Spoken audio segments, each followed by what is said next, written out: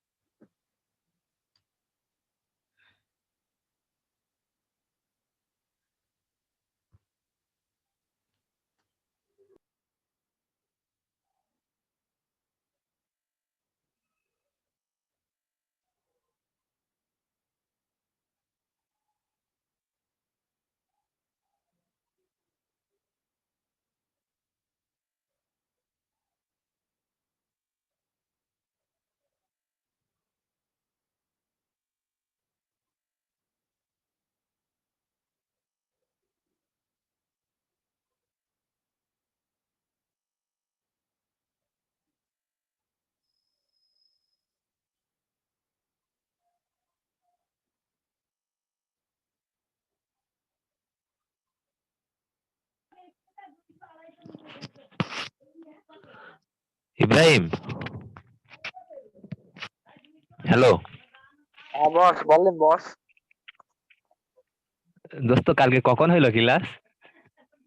কালকে 11টার পরে হয়েছিল। একটু কল জানাবি না আমার?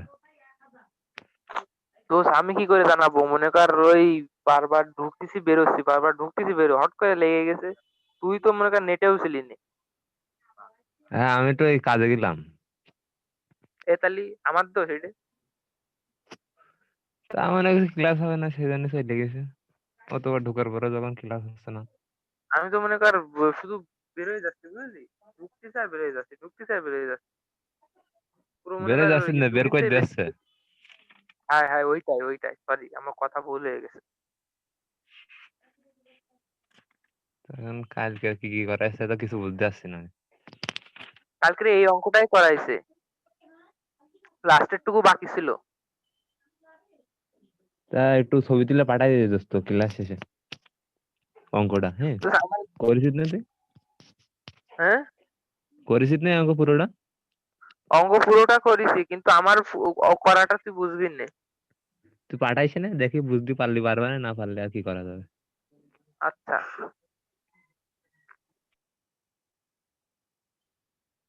আল্লাহ হাফেজ।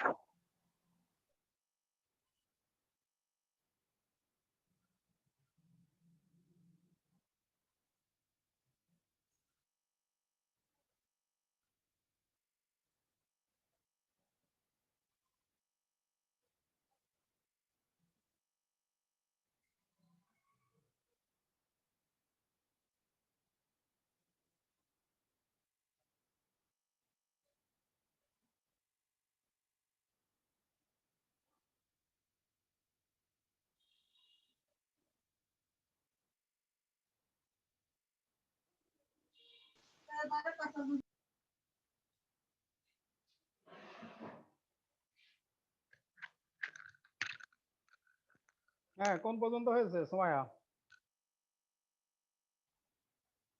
হ্যালো, জি স্যার।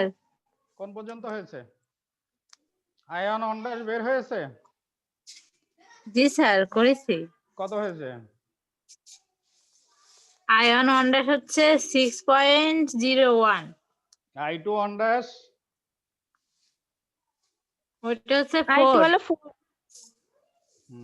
আর 4 অ্যাম্পিয়ার, আর 4 ampere. I3 on dash 2 ampere.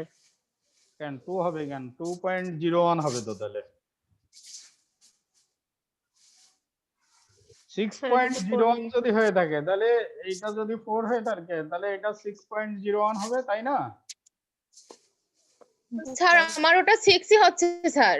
Sir ও, আমার 6 পয়েন্ট আসেনি, আমার 6 আর 2 আসছে। না, ও 6 আসলেই হবে। ও 008 তো ওটা অ্যাভয়েড করে করলেই হবে।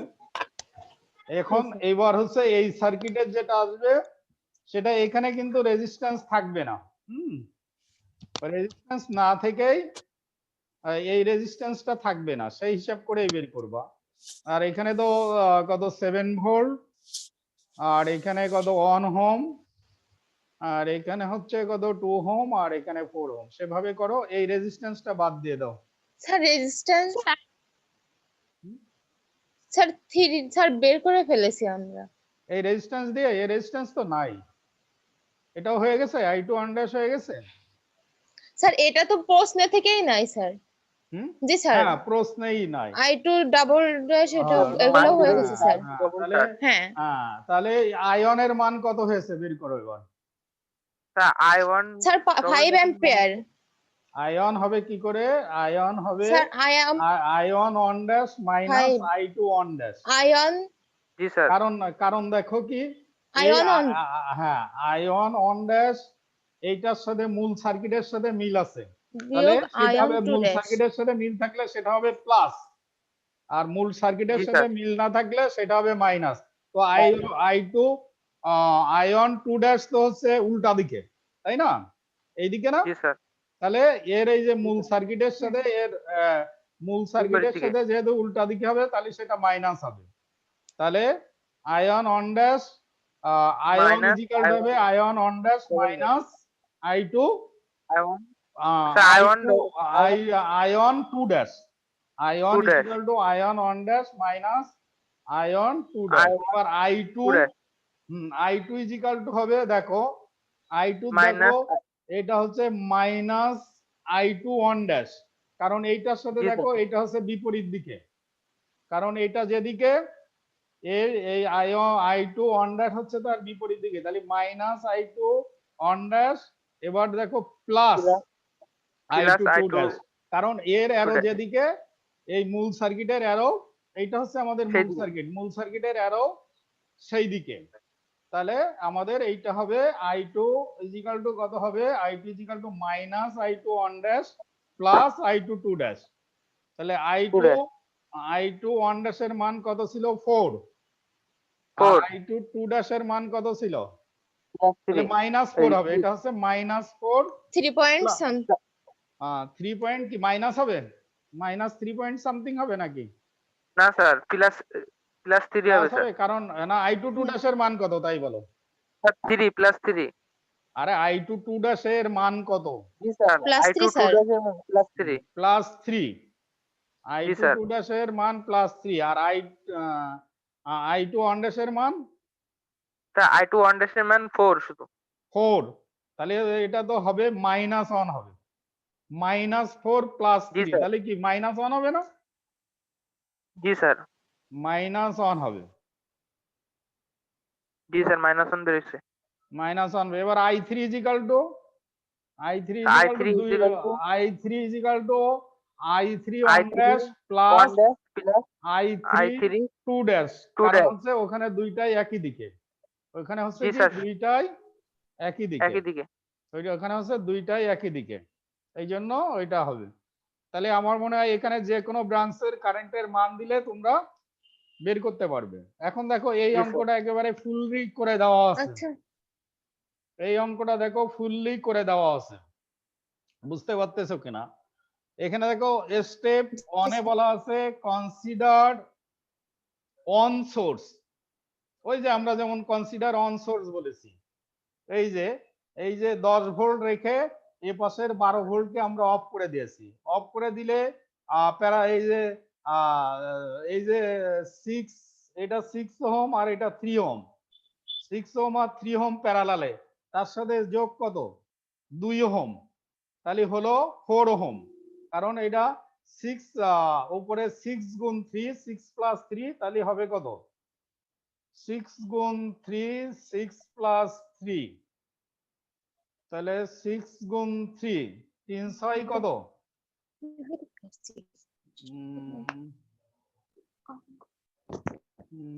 হ্যাঁ 2, তাহলে 2 আর 2 18 4, হ্যাঁ 18 ভাগ 9, তাহলে 2 2 4 ওহম, তাই না? 9 2 4 ওহম।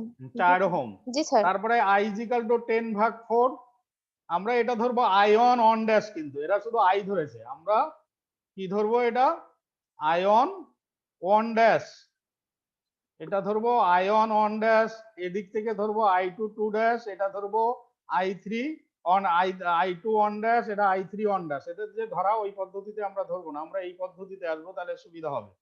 তো সেটা হচ্ছে আয়ন অন ড্যাশের মান কত হচ্ছে 10 ভাগ 4 2.5 অ্যাম্পিয়ার। এখন তাহলে এবার হচ্ছে I2, এটা হচ্ছে I2 on dash is equal to হবে I ইন্টু 3, অর্থাৎ তার অপোজিট রেজিস্ট্যান্স কোনটা না I ইন্টু 6 হবে। এটা যদি আমরা ওই যে আগেরটার আমরা যেভাবে একটা সার্কিট করব সব সার্কিট একই ভাবে করব, তাহলে এইটা হচ্ছে আমরা ধরবো I2 on dash, I2 on dash মানে তখন এর অপোজিট রেজিস্ট্যান্স হচ্ছে 6, তাহলে আয়ন অন ড্যাশ ইন্টু 6 ভাগ 3 প্লাস 6, তো সেখানেও এখানে 0.833 অ্যাম্পিয়ারই আসবে। দেখো এখানে ধরো ion on dash ion 2 dash I2 on dash is equal to, এখানে লেখো, এখানে এরা যেভাবে লিখছে এইভাবে আমরা করব না, আমরা আমাদের মতোই করব, I2 on dash is equal to ion on dash into 6 ভাগ 3 প্লাস 6, মান কত আসে দেখো 8.33 না, এটা বেশি আসবে, দেখো কত আসে, এদের মতোই আমরা করব না, আমরা আমাদের মতোই করব। তোমরা সার্কিটটা শুধু এখান থেকে নেবা, কিন্তু ক্যালকুলেশন ওই একটা সার্কিট আমরা যেভাবে করব সব সার্কিটই আমরা একভাবে করব, এই যে এই সার্কিটের মতোই করব। এখানে শুধু তোমরা মানটা বসায় নাও, ওই মানটা কত মান ওখানে তোমরা সার্কিট এঁকেছো, হ্যালো জি স্যার রাখছি। সার্কিট এঁকেছো, তাহলে এঁকেছি স্যার। দেখো হ্যাঁ সার্কিটে কি আছে, সার্কিটে এখানে কত ভোল্ট আছে 10 ভোল্ট, 10 ভোল্ট আছে, আর এখানে কত আছে আমাদের এখানে কত হোম আছে দেখো 2 হোম আছে, 2 হোম আছে, এখানে 6 ওহম আছে, আর এখানে 3 ওহম আছে। আর ডান পাশের ভোল্টেজ কত আছে, ডান পাশের ভোল্টেজ কত আছে,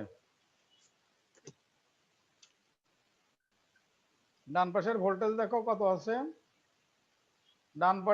ডান পাশের ভোল্টেজ আছে 12 ভোল্ট, দেখো এখানে আছে 2 ওহম, এখানে আছে 6 ওহম, এখানে আছে 3 ওহম, 12 ভোল্ট। এই সার্কিটের সাথে মিলাই করব, তাহলে আমরা একই ধরনের যদি করি তাহলে আমাদের সুবিধা হবে। একই ধরনের সার্কিট মিলাই করলে আমাদের কাজ করতে সুবিধা হবে, নাইলে আবার জটিল হয়ে যাবে। এই যে এই সার্কিটের সাথে মিলাই করো। এটা হচ্ছে 12 ভোল্ট, 12 ভোল্ট, এটা হচ্ছে 6 ওহম, এটা হচ্ছে 3 ওহম, আর এটা হচ্ছে 2 ওহম, তাই না? তাহলে যখন আমরা সার্কিট এইটাকে যখন অফ করে দেব, এবং অ্যারো গুলো আগে দিয়ে নিতে হবে। আমরা এই সার্কিট এই যে এইটাই হচ্ছে স্ট্যান্ডার্ড সিস্টেম, এই সার্কিটের সিস্টেম হচ্ছে স্ট্যান্ডার্ড সিস্টেম। আমরা এই সার্কিটের সিস্টেমের সাথে এই মিলাই করব।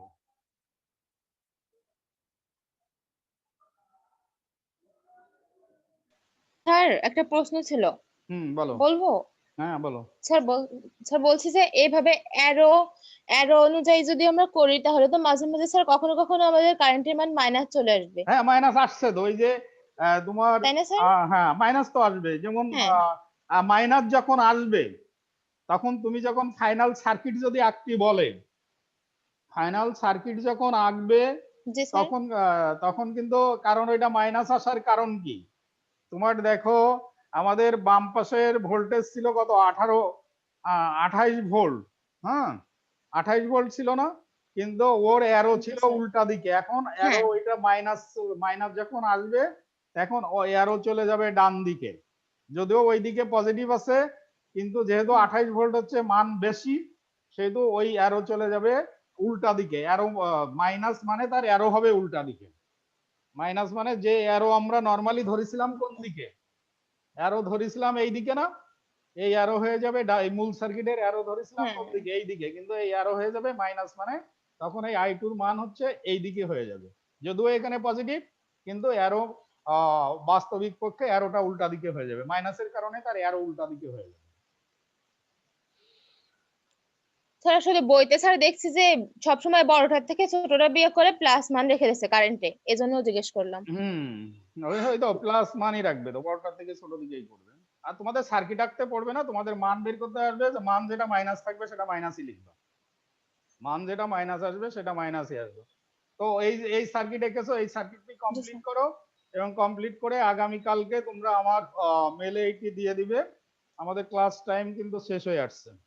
এই যেটা সার্কিট তুলছি ওইটাই স্যার, এখন যে আগের সার্কিটটা অঙ্কটা। দিলাম, হ্যাঁ এখন যে সার্কিটটা দিলাম, এই সার্কিটটা কমপ্লিট করে কালকে আগেই আমি তোমাদেরকে যে কোনো 2-3 জনের কাছ থেকে এটা আমি জানবো, এবং তোমাদের দেখবা বইয়ের পিছনে বোর্ডে এই ধরনের অঙ্ক পড়ছে, সেই অঙ্কও করবা।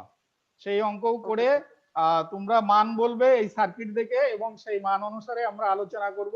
বইয়ের দেখবা সুপারপজিশন থিওরেমের অঙ্ক কিন্তু অনেকবারই আসছে, সেভেনিন থিওরেমের অঙ্ক আসছে, সেটা তোমাদের বইয়ের ওই যে বোর্ডের প্রশ্নের পিছনে দেখবে যে আছে, সেখান থেকে অঙ্ক করে সেই অঙ্ক মান কত আছে কি আছে।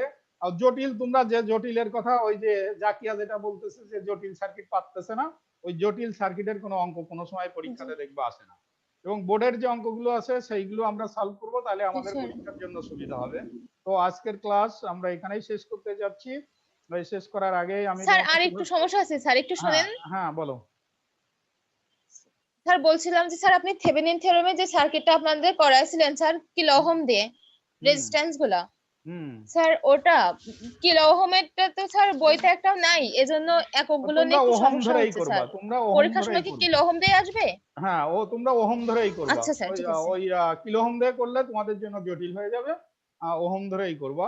আর কিলো ওহমে যদি আসে, তোমরা ওহমে রূপান্তরিত করে সার্কিট নতুন করে এঁকে নিয়েই করবা। তো থ্যাংক ওকে ইউ স্যার।